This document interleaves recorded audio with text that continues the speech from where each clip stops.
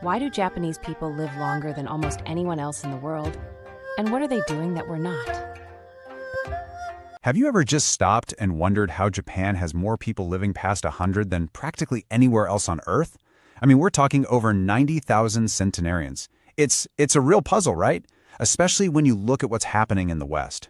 So what is their secret? Well, let's get into it and break down the simple, daily movements that are making all the difference.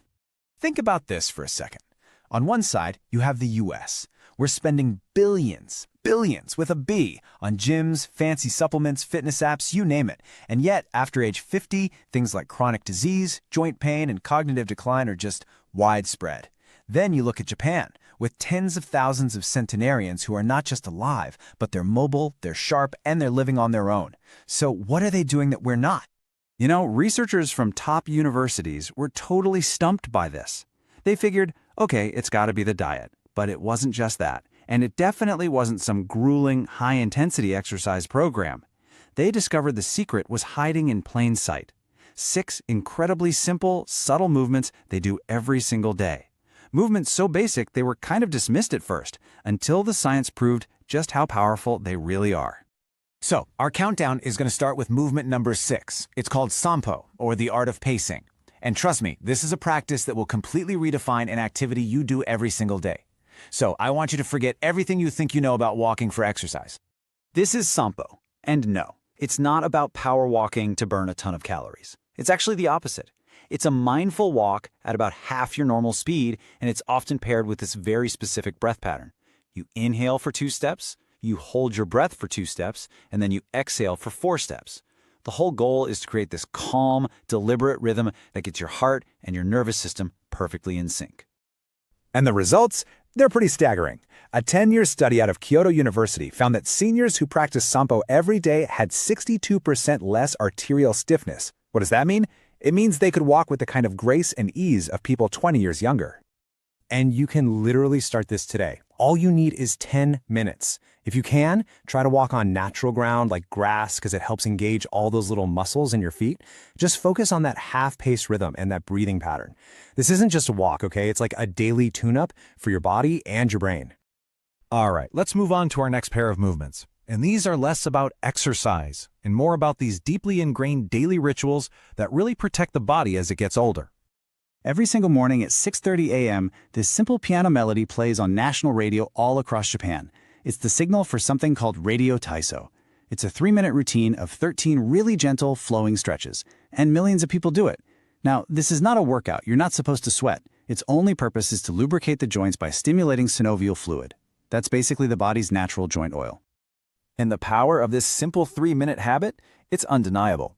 A study of over 8,000 seniors found that the ones who did this daily had 40% fewer falls and 55% less chronic back pain. I mean, that is a huge protective benefit from just 3 minutes a day. Okay, so our 4th movement is a posture that we in the West have pretty much forgotten, all thanks to one single invention, the chair. In Japan, it's super common to see elders just resting comfortably in a deep squat. For them, this isn't an exercise, it's a fundamental resting position that keeps their hips, their knees, and their ankles healthy. And I love this quote because it just hits the nail on the head. Reclaiming the deep squat is about letting your body get back to this natural, restorative state. It decompresses the spine and it nourishes all the joints in your lower body. Now, if you've lost it, don't worry, you can get it back safely. Just start near a wall or a sturdy chair for support. If your heels lift up, which is super common by the way, just pop a rolled up towel under them and just hold for 20 to 30 seconds at first. It's all about gentle, consistent practice. The next 2 movements are so fascinating because they're not just simple daily actions. They also double as incredibly powerful predictors of your longevity and your functional health. So in Japan, doctors don't just prescribe pills for aging, they prescribe this. Stand on one leg for 1 minute twice a day. It sounds almost silly, right? But when you do it, your body is making hundreds of these tiny micro adjustments. It's activating your core, your whole balance system, and it's just lighting up your brain. And the results here are absolutely crucial.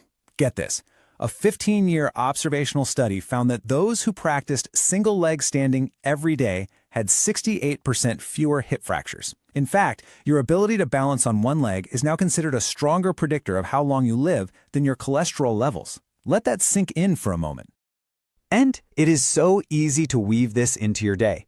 A lot of Japanese seniors do this while they're brushing their teeth. Just stand near a counter for safety, lift one foot just an inch or two off the ground, and focus on a spot ahead of you. It literally turns a mundane habit into a powerful longevity ritual. Because sitting on the floor is so common in Japan, they're getting up from and down to the floor dozens of times every day. And this humble movement, it's so much more than just physical. It requires coordination, core stability, spatial awareness, motor planning, all these things that silently decline as we get older. In fact, researchers now believe this might be the single best functional test of aging. One massive study found that your ability to get up from the floor without using your hands was directly linked to a lower mortality rate. So, practicing this simple transition is literally practicing for a longer, more independent life. And now we've made it to our number one movement. This one is so deceptive in its simplicity, but it's backed by some incredible research that links it to a mind-blowing increase in lifespan. It's called the towel twist. You simply hold a regular towel taut at shoulder height, pulling it like you're trying to rip it in half. Then, keeping your hips totally stationary, you slowly twist your torso from side to side. That constant tension activates these deep stabilizer muscles, and brain scans actually show it fires up both hemispheres of your brain at once, enhancing coordination. But here is the kicker. A 20-year study of 15,000 Japanese elders found that practicing this towel twist for just 2 minutes a day was linked to a 7-year increase in average lifespan. 7 years from 2 minutes with a towel. That's just incredible. So when you look at all 6 of these movements, you start to see a completely different approach. It's not about a workout plan, it's a fundamental shift in mindset. It's a philosophy of movement, not workouts. In the West, we often approach aging like it's a battle we have to win. We're fighting it with intense, high-impact workouts that, let's be honest, can sometimes do more harm than good. The Japanese philosophy behind these movements is the complete opposite. It's about flowing with life, not fighting against it. It's about intelligently weaving back in these small, natural human movements that nourish the body instead of punishing it. Movements we've just lost in our chair-bound, convenience-driven lives. All 6 of these movements combined take less than 15 minutes a day. They don't require willpower, they don't require a gym membership. All they require is one small choice. The real secret here is that Japanese elders do these things not because they're trying to live forever, but because they want to live well for as long as they can. So the real question isn't whether you have the time, it's which one of these will you start with today. Your future health starts with what you do today. Start small. Stay consistent. Which habit surprised you most? Tell me in the comments.